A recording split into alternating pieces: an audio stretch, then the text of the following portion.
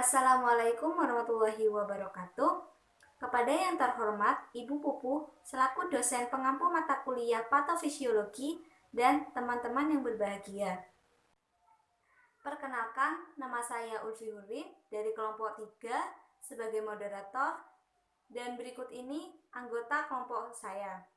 Pertama, Safira Rahmayanti sebagai pemateri pertama dan Silvi Indriani sebagai pemateri kedua. Adapun topik yang akan kami bahas yaitu kanker otak. Baiklah, untuk pemateri pertama saya persilahkan. Assalamualaikum warahmatullahi wabarakatuh. Perkenalkan, nama saya Safira Rahmayanti. Di sini saya sebagai pemateri 1 dari kelompok 3 yang akan menjelaskan tentang kanker otak. Langsung saja, yang pertama, definisi kanker otak.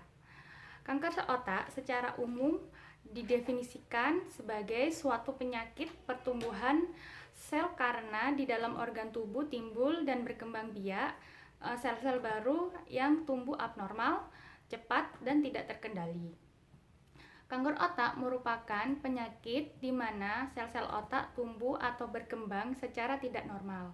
Kanker otak adalah tumor ganas yang menyebar dengan cepat ke bagian lain dari otak dan tulang belakang. Selanjutnya, etiologi. Sebagian besar kanker otak merupakan kanker otak sekunder yang diawali dari bagian tubuh lain dan menyebar ke otak. Di sisi lain, kanker otak primer merupakan kanker yang berawal timbulnya di otak. Sebagian besar dari keganasan pada otak berkembang dari jaringan glial, yang merupakan jaringan yang menunjang sel saraf pada otak. Tumor yang timbul dari jaringan ini disebut dengan istilah glioma. Kanker otak bisa disebabkan oleh kanker yang dimulai dari bagian tubuh lain dan menyebar ke otak melalui pembuluh darah atau metastasis. Sementara itu, kanker otak ganas yang berawal dari sel-sel otak dapat disebabkan oleh tumor jinak yang berkembang menjadi ganas. Penyebab dari perkembangan tumor ini belum diketahui secara pasti hingga saat ini. Selanjutnya, faktor predisposisi. Yang pertama yaitu usia, yang kedua genetik, ketiga riwayat keluarga dengan tumor otak, 4 riwayat paparan radioterapi pada bagian kepala, 5 mengidap masalah kesehatan yang mengakibatkan penurunan imunitas tubuh, 6 infeksi virus, 7 kelebihan berat badan dan obesitas, 8 merokok, 9 tinggal di lingkungan dengan paparan polusi maupun pencemaran yang tinggi, 10 terpapar bahan kimia. Terima kasih, sekian presentasi dari pemateri 1 dan selanjutnya akan dilanjutkan oleh pemateri 2. Terima kasih. Manifestasi tumor otak atau kanker otak. 1. Sakit kepala secara berulang. 2. Kejang. 3. Fungsi indera menurun. 4. Perubahan kepribadian. 5. Kelelahan hingga pingsan. 6.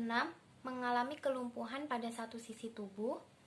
7. Mengalami mual dan muntah dengan frekuensi yang sering. Patofisiologi kanker otak. Tumor otak menyebabkan gangguan neurologis. Gejala-gejalanya terjadi secara berurutan. Gejala neurologi pada tumor otak biasanya dianggap sebagai 2 faktor gangguan vokal, disebabkan oleh tumor dan tekanan intrakranial. Gangguan vokal terjadi apabila penekanan pada jaringan otak dan infiltrasi atau invasi langsung pada parenkrim otak dengan kerusakan jaringan neuron. Perubahan suplai darah akibat tekanan yang ditimbulkan tumor otak yang tumbuh menyebabkan nekrosis jaringan otak. Gangguan suplai darah pada arteri pada umumnya bermanifestasi sebagai kehilangan fungsi secara akut dan mungkin dapat dikacaukan dengan gangguan cerebrovaskuler primer. Serangan kejang sebagai manifestasi perubahan kepekaan neuron dihubungkan dengan kompresi, invasi, dan perubahan suplai darah ke jaringan otak.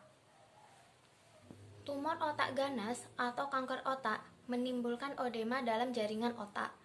Mekanisme belum tentu seluruhnya dipahami.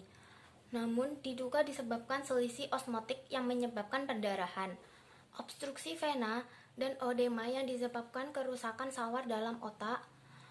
Semuanya menimbulkan kenaikan volume intrakranial.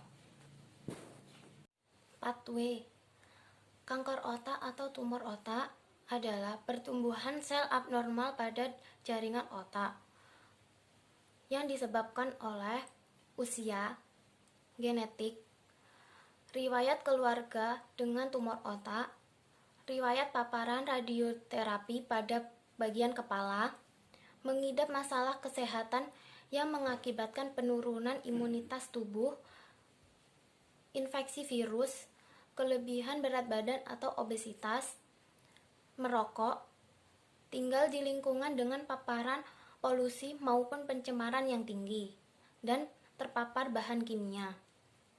Gejala neurologi, tumor, dan intrakranial yang mengakibatkan infiltrasi atau invasi pada parenkrim otak dengan kerusakan jaringan neuron yang mengakibatkan perubahan suplai darah pada arteri dan menyebabkan nekrosis jaringan otak.